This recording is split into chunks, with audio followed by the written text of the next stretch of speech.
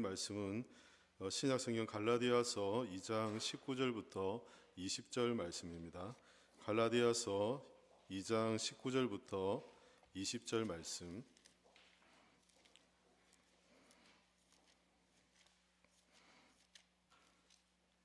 우리 말씀 한 목소리로 같이 두 절이니까요. 같이 우리 합독해서 읽도록 하겠습니다. 갈라디아서 2장 19절과 20절입니다. 같이 읽겠습니다.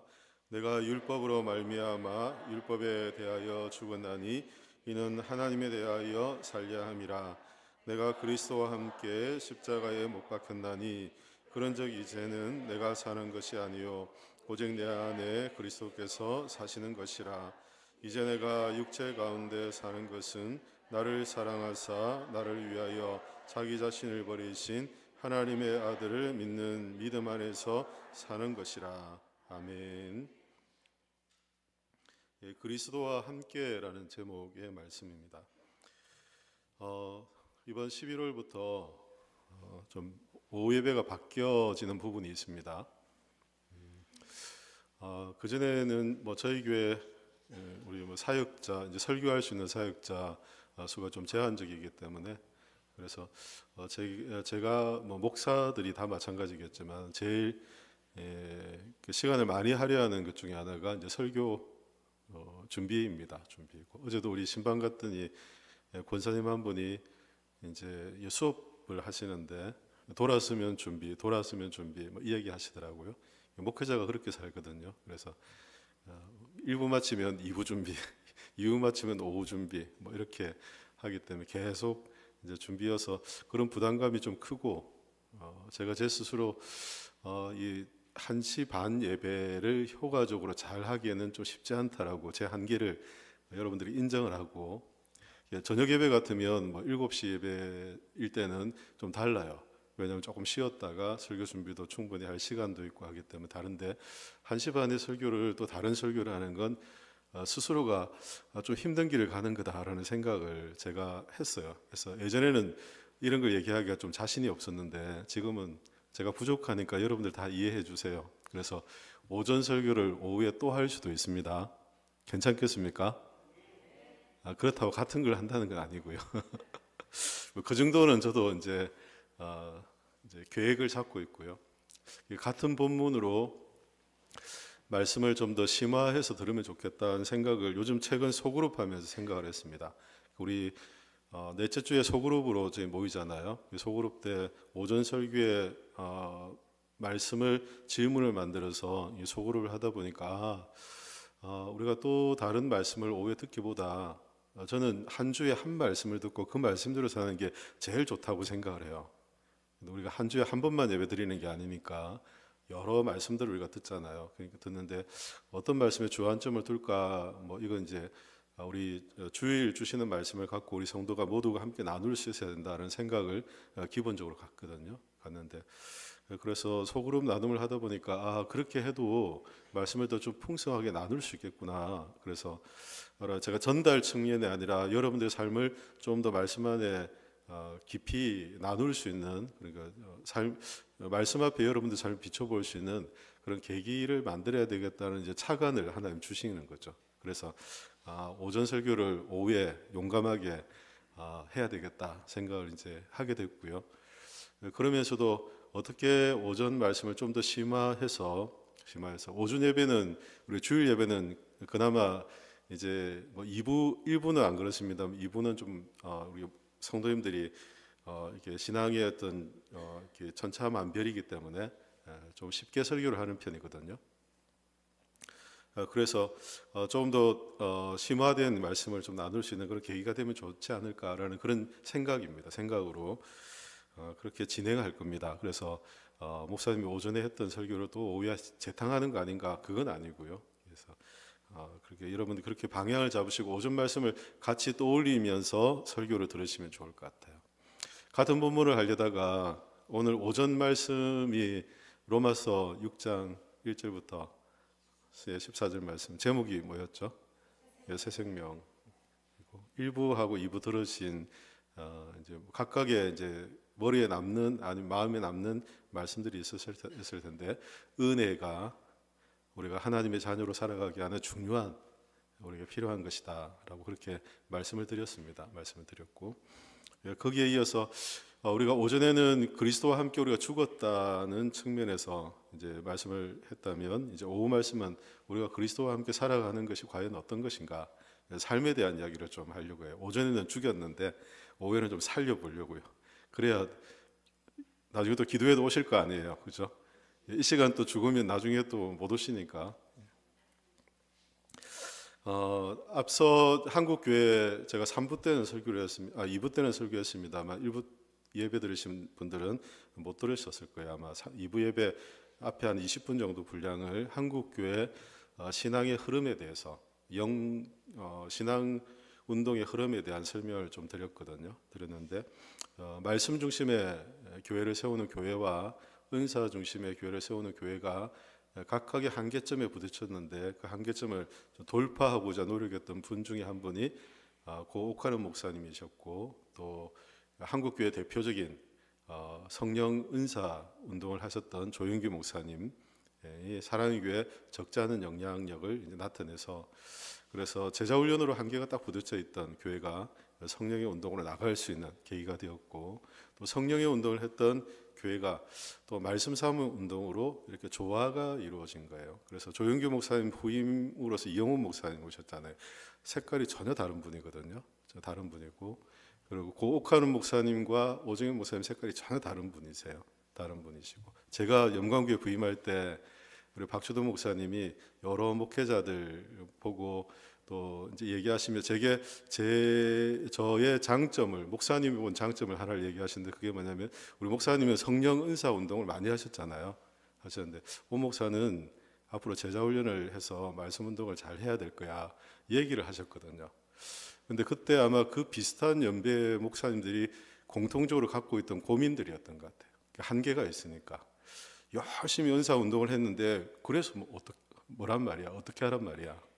열심히 제자 훈련을 했는데 그래서 어떻게 하란 말이야? 이 한계에 각각이 다 부딪혀서 조화를 이제 시도를 했거든요. 조화를 같이 가는 균형을 이제 시도를 했는데 그 시도한 균형이 지금 현재 사랑의 교회 오정현 목사님의 목회 이제 은퇴를 얼마 남겨두고 있지 않지만 오정현 목사님의 목회의 어떤 형태라고 할 수 있을 것 같아요. 그게 좋은 건지 나쁜 건지 그 검증은 시간이 지난 뒤에 이제 얘기할 수 있겠죠. 대안으로서 한국 교회가 어떻게 나가야 될지에 대한 대안으로서 대안적 교회 모습이 다 저는 그렇게 보고 있거든요.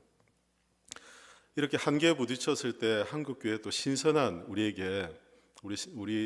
우리들에게 신선한 도전을 주었던 분이 있어요. 그분을 오늘 좀 소개하려고 하는 여러분 다 아실 겁니다. 저희 교회에서도 한때 양육 훈련을 할 때 양육 교재로 사용했던 그 책 이름이 뭐죠? 예수님의 사람 기억나세요? 선한목자교회 유기성 목사님의 예수님의 사람이란 책을 제자 훈련하기 전 양육 단계로 우리 그걸 사용을 했거든요. 12주 과정인데요. 아마 우리 중직 훈련을 제자 훈련 받지 못한 중직들은 그 훈련을 제게 받으셨을 거예요. 중직 받기 전에 제자 훈련을 받지 않고 다음에 받기로 약속하고 중직을 받으신 분이 있거든요. 약속 지키시되 근데 그 임시 방편으로 그 12주 과정을 그때 같이 다루었는데 그 핵심적인 내용이 뭐냐면 나는 죽고 예수로 사는 삶입니다. 예수님과 동행하는 삶, 동행. 그래서 핵심적인 단어를 저는 동행이라고 지금 말씀드리려고 해요. 동행. 은사주의 운동을 하고 또 말씀 중심의 교회를 세우고 각각의 한계에 부딪혀서 그 한계에 어떻게 돌파할지를 잘 몰라서 조화를 시도하긴 했지만 그 조화에서 나왔던 그 한계를 돌파하는 성경이 우리에게 보여주고 말씀하시는 그 길은 뭐였냐면 우리와 함께 하시는 하나님과 동행하는 삶. 이것이 한국교회 그 사이에 좀 무지했던 거예요. 낯설었던 거죠. 주님과 동행한다. 하나님이 인격적이시다. 이런 것들이 좀 낯선 거예요. 왜냐하면 과거에 우리가 신앙생활을 할 때 하나님이 위로부터 부으시는 은혜, 하나님께서 우리에게 일방적으로 주시는 은혜, 이런 것들을 우리가 권위적인 이제 하나님과 관계를 생각했는데 인격적으로 하나님과 교제하고 말씀 안에서 하나님을 인격적으로 만나고 하나님과 동행하며 살아간다는 걸 이야기하고 이런 것들이 생소한 거예요. 생소. 그래서 유기순 목사님이 그 감리교 목사이신데 예전에 부산에서도 목회하신데 제가 사역했던 데 가까운 데서 목회를 잠깐 하셨거든요. 감리교 목사들은 이렇게 임지를 옮겨 다니면서 합니다. 감독이 되기 전까지는 옮겨 다니시는데 이 동행에 대한 이제 얘기들을 해서 신선한 이 한국 교회 성도들에게 충격을 저도 그때 충격을 받았기 때문에 우리 교회에 가져왔던 거예요. 그래서 뭐 성령 은사 운동 아니면 제자 훈련 이것만이 아니라 우리가 가야 될 길이 이곳에 있다 하는 걸 이제 같이 이제 보고 가려고 그렇게 했던 거죠. 근데 이 동행이라는 게 주님과 함께 동행하며 살아가고 나는 죽고 예수로 살아가는 삶이 우리 과거부터 없던 걸 얘기하신 게 아니고요. 유기성 목사님 얘기하신 건 제가 어릴 때부터 다 들었던 내용이에요. 신선한 건 없어요. 예전에 다 듣던 걸 또 재탕하고 그 처음에 제가 들었던 재탕하고 본인 걸로 만들고 이렇게 하셨다는 생각이 들 만큼 너무 익숙한 거였던 거죠. 그게 익숙함이 뭐였냐면 그리스도인의 성화의 과정에 나타나는 그런 삶이었어요. 성화. 그걸 이제 오늘날 우리가 쉽게 받아들일 수 있도록 동행, 나는 죽고 예수로 사는 삶 이렇게 이제 바꾸어서 우리에게 익숙하게 너무 쉽게 우리가 접근할 수 있게 하신 거죠. 그리스도인이 된다는 것, 우리가 예수님을 믿고 그리스도인이 되어서 하나님의 자녀로 그리스도인을 산다는 것은 주님을 닮아가는 삶입니다. 주님과 동행하는 삶이고 또 하나님의 은혜 안에서 성령께서 우리를 이끄시는 그 인도하심을 받는 삶입니다. 그래서 하나님의 시민이라고 하잖아요. 하나님 나라의 시민, 그죠? 죄의 종에 대해서 죄의 종살이하며 죄의 습관을 따라서 육체의 정욕을 따라 살아가는 삶과 전혀 다른 하나님의 자녀로 살아가는 하나님의 시민들이 되는 거죠. 새로운 시민들. 미국에 가면 미국 시민으로서의 그런 역할들이 있고 한 것처럼 시민으로서의 어떤 살아가는 새로운 삶 이걸 성경에서 이미 우리에게 말씀해 주고 있다는 거죠. 그게 우리가 하나님의 은혜를 따라서 우리가 그리스도를 닮아가고 또 주님을 닮아 성장하는 그런 삶의 과정에서 우리가 나타나는 그런 모습들입니다. 그래서 오전에 제가 말씀드린 것처럼 그 은혜가 중요한데 그 은혜의 흔적이 우리 가운데 깊숙하게 우리 몸에 새겨져 있으면 옛사람의 어떤 습관 우리가 이것을 따라가지 않게 되는 것입니다. 더 강한 맛에 이끌리는 것이 사람들이잖아요. 더 강한 맛에 이끌리는 게 은혜의 맛이 더 강하면 은혜의 흔적이 우리에게 더 강하면 우리가 죄에 이끌려가던 그런 속성이나 죄로 따라갈 때 우리에게 어떤 것과 전혀 다른 새로운 것을 경험하기 때문에 하나님 은혜에 이끌려가는 삶을 살아가게 되는 것이죠. 그렇지 않으면 그래서 은혜가 메마르면 우리의 삶에 우리가 결단도 하고 다짐도 하고 하지만 쉽게 무너지는 이유가 뭐냐면 우리가 은혜의 흔적을 깊숙하게 우리 안에 새기고 그 은혜를 채우고 살지 않기 때문이에요.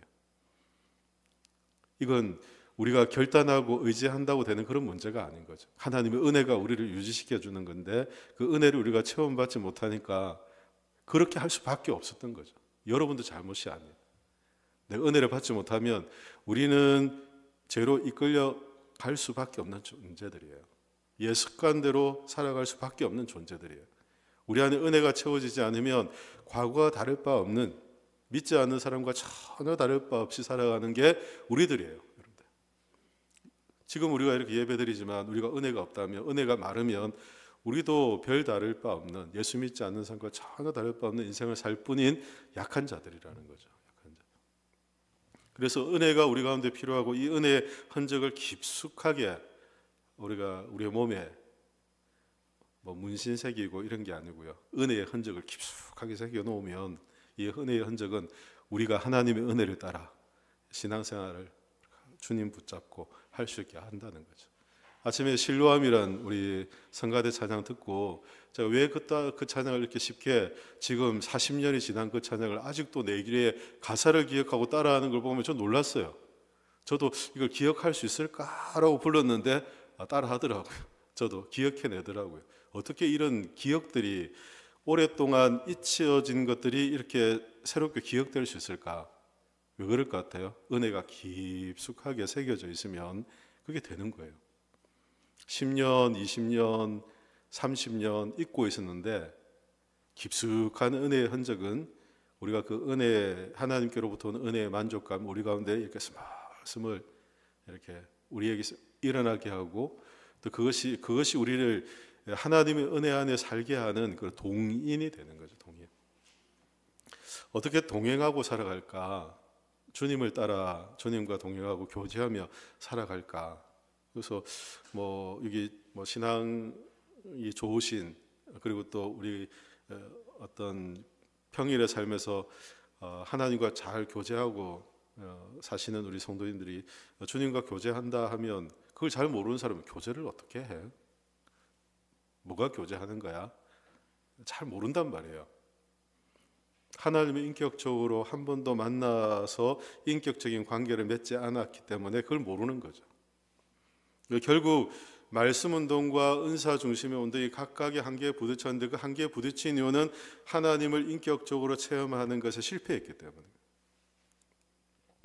그래서 우리가 하나님을 인격적으로 만나고 그 하나님을 인격적으로 우리가 경험하며 살아가는 동행의 삶이 이게 한계에 딱 부딪히니까 두려워지는 거죠. 저도 목회자로서 한계에 대한 두려움이 있다고 말씀드렸잖아요.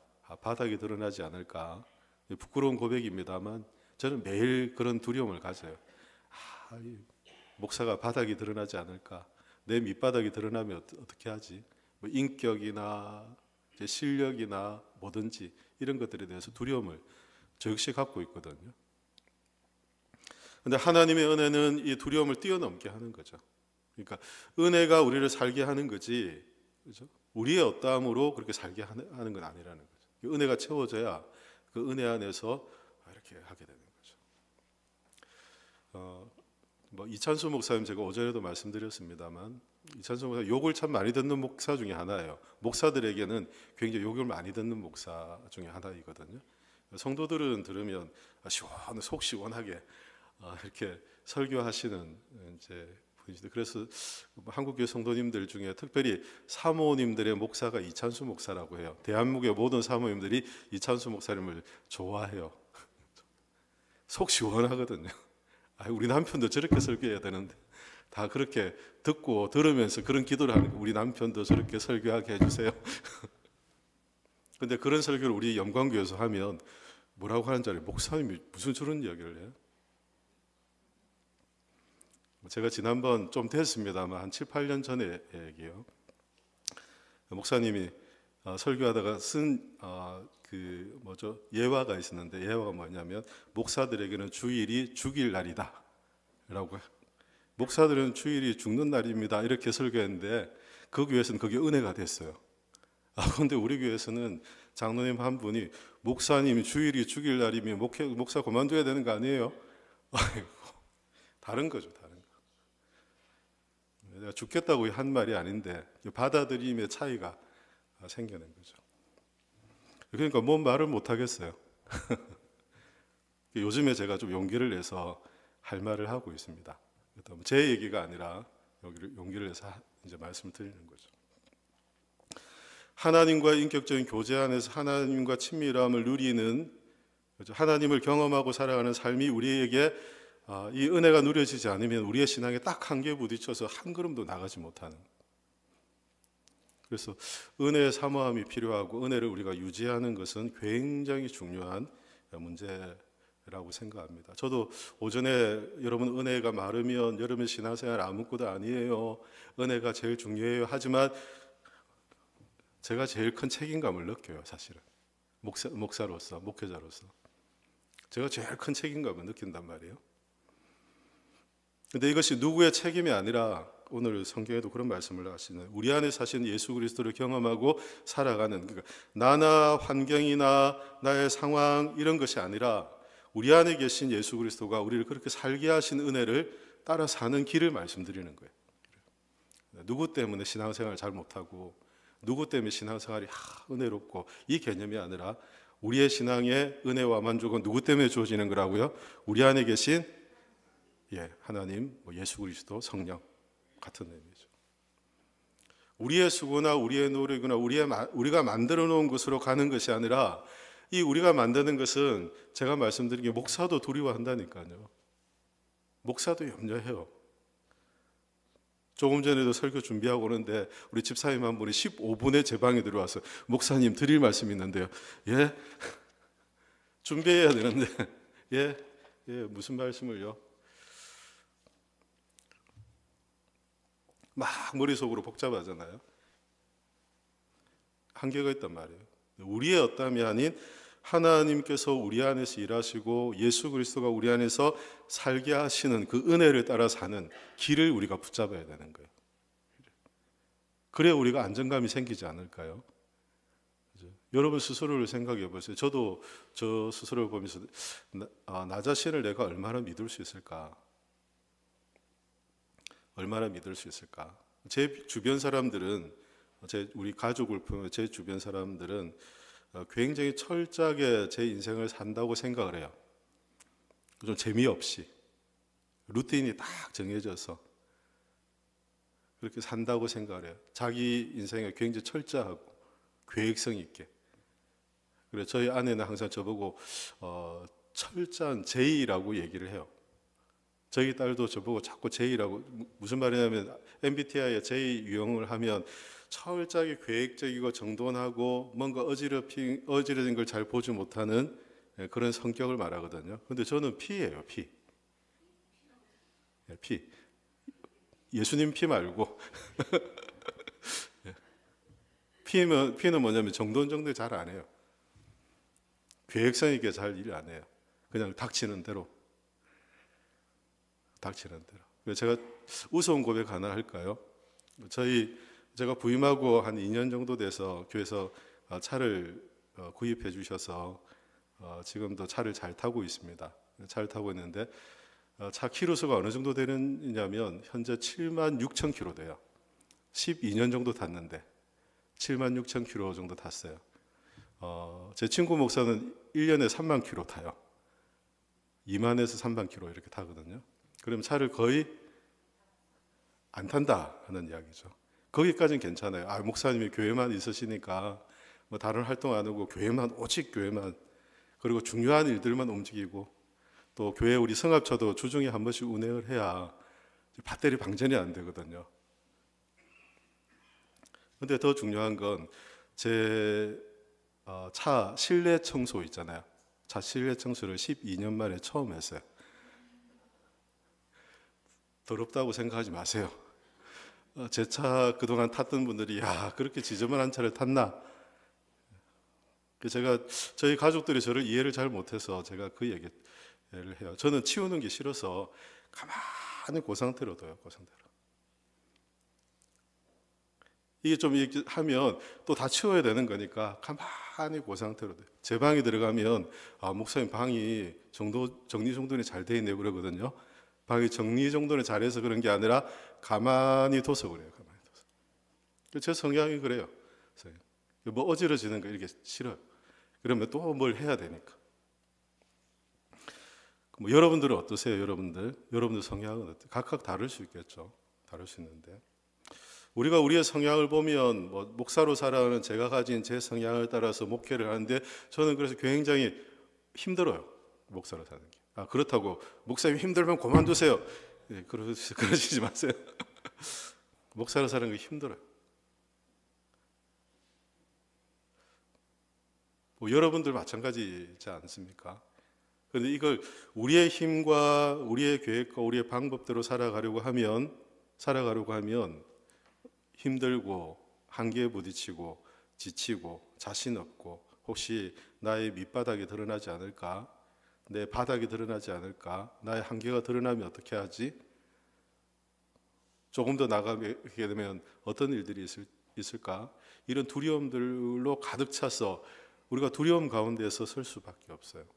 성경은 우리가 하나님과 동행하는 길을 우리의 힘으로 우리의 한계를 가지고 우리가 할 수 있는 것들을 하게 하지 않고 성경은 뭐라고 말씀하시냐면 내가 사는 것이 아니라 우리 안에 계신 예수 그리스도가 사시게 하라.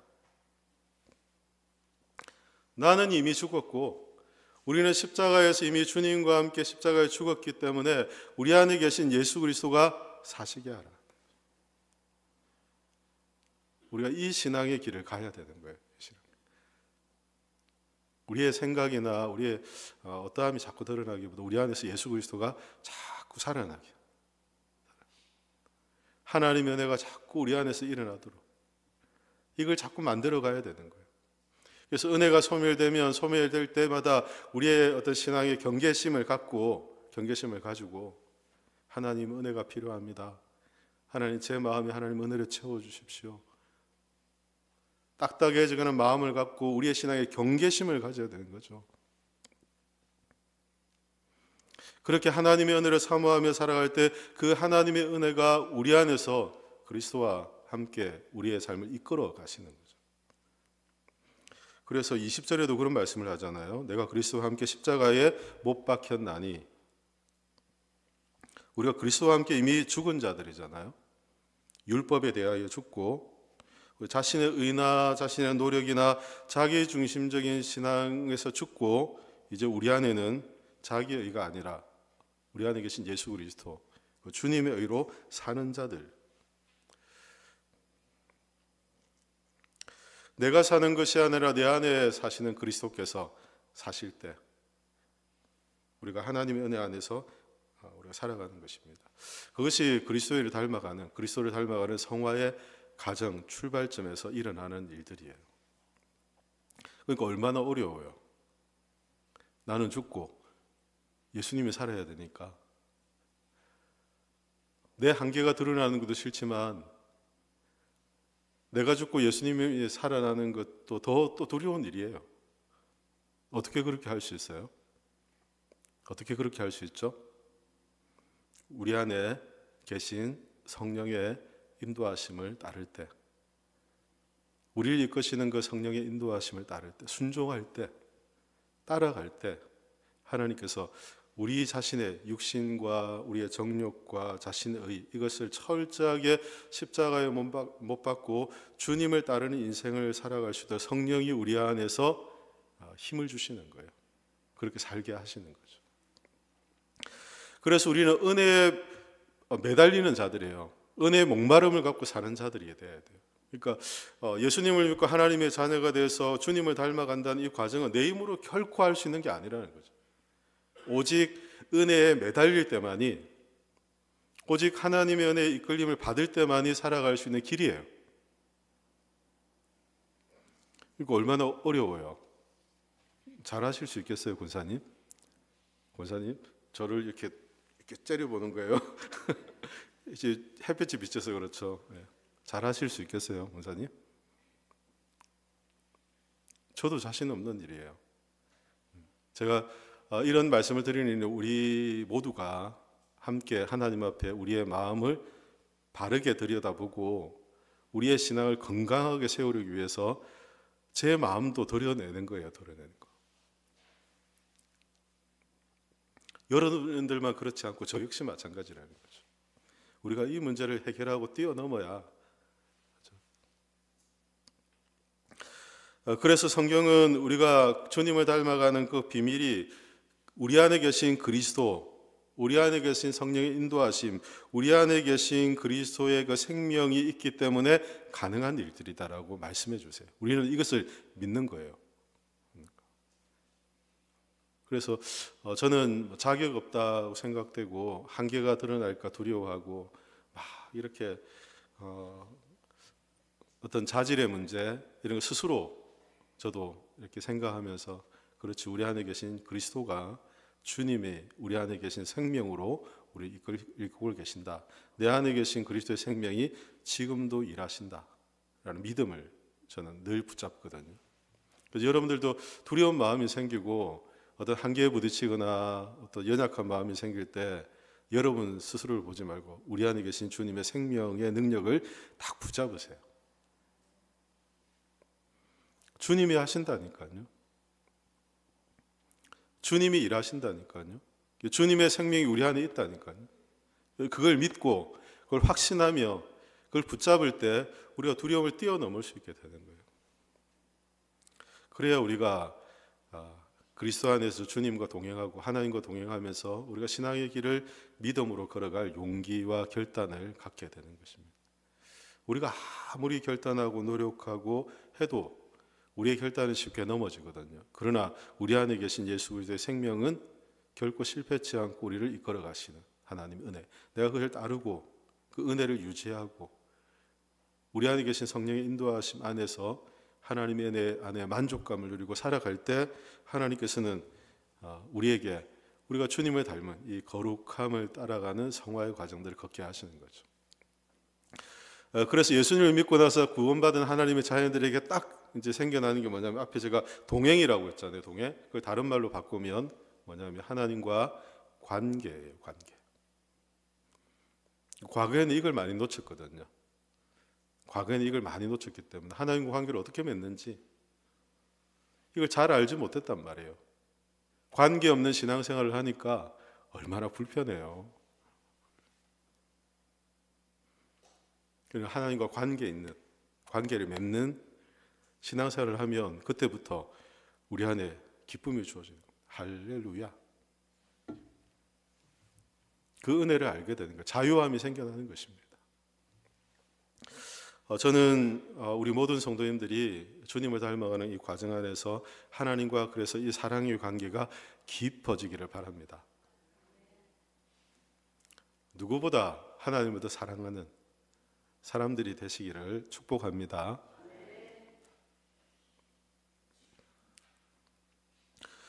그래서 우리가 뭐 자랑할 것들이 많죠. 내세울 것들이 많죠. 그러나 나는 주님을 사랑하는 이 사랑만큼은 누구에게도 뒤지지 않아. 하나님을 사랑하는 마음을 유지하고 사는 거죠. 그럴 때 두려움이 아니라 하나님을 향한 사랑 때문에 우리가 이 주님과 동행하는 삶을 지속적으로 이어갈 수 있는 것입니다.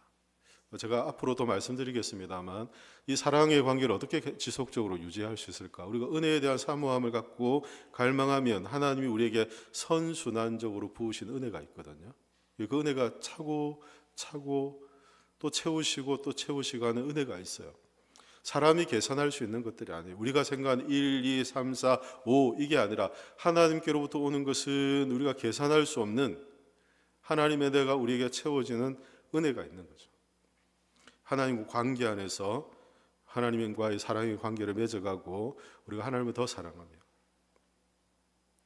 그래서 내 구주 예수 그 다음 뭡니까? 더욱 사랑 더 사랑하는 말씀을 정리하겠습니다. 제가 처음 말씀드린 것처럼 우리가 오후 예배는 오전 말씀을 좀 심화하는 그 말씀을 나누려고 해요.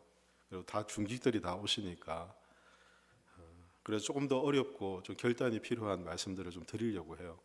우리가 신앙생활에서 우리가 뛰어넘어야 될 것들에 대한 말씀을 좀 드리고 우리가 정말 머물러 있는 것이 아니라 하나님의 은혜로 앞으로 나갈 수 있는 그런 시간이 되기를 바라거든요. 우리가 하나님과 사랑의 관계가 우리 안에 맺어져야 그 안에서 우리가 하나님의 사랑을 누릴 때만이 만족함, 은혜로 인한 만족감으로 살아갈 수 있습니다. 우리 자신을 봄이 아니라 우리 자신의 어떠함을 의지하는 것이 아니라 우리 안에 계신 예수 그리스도의 생명이 우리를 이끌어 가시는 은혜를 믿고 사는 거죠. 그 은혜를 믿기 때문에 우리가 결코 두려워하지 않고 실패치 않는 믿음의 삶을 살게 됩니다. 성경은 우리에게 그런 말씀을 하죠. 내가 율법으로 말미암아 율법에 대하여 죽었나니 이는 하나님에 대하여 어떻게 한다고요? 살려 하려 합니다. 율법에 대하여 죄와 율법에 대하여 죽은 것은 그저 우리가 그곳에서 다시금 구원받는 것으로 끝나는 것이 아니라 하나님과의 관계 안에서 새로운 삶을 살게 하기 위한 은혜라고 그렇게 말씀하시고 그것이 우리 안에 계신 예수 그리스도로 말미암아 하나님 주시는 은혜로 우리에게 채워질 것을 약속해 주고 있습니다. 20절 우리 같이 말씀을 한번 읽어보겠습니다. 20절입니다. 내가 그리스도와 함께 십자가에 못 박혔나니 그런즉 이제는 내가 사는 것이 아니요 오직 내 안에 그리스도께서 사시는 것이라.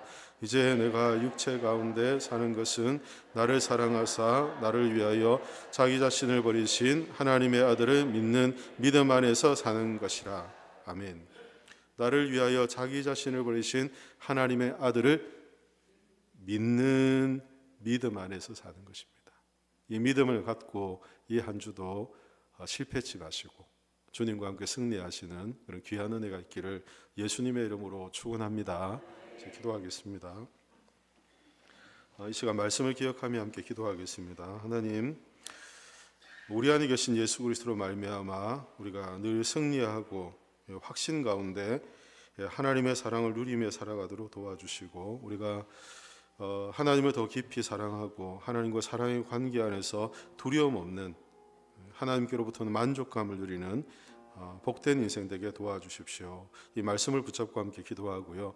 다니엘 교대회가 계속 진행됩니다. 하나님께서 이제 시작인데 하나님, 이 다니엘 교대 21일 기간 동안 하나님께서 은혜를 주셔서 교회가 뜨겁게 기도하고 또 주님의 은혜를 사모하고 우리의 신앙이 회복되고 교회가 이 세상을 향한 하나님의 사명을 회복하는 그런 귀한 시간 되게 도와주십시오. 이 시간 말씀을 붙잡고 또 다니엘 기도를 위해서 합심하며 기도하며 주님께 나가겠습니다. 기도하겠습니다.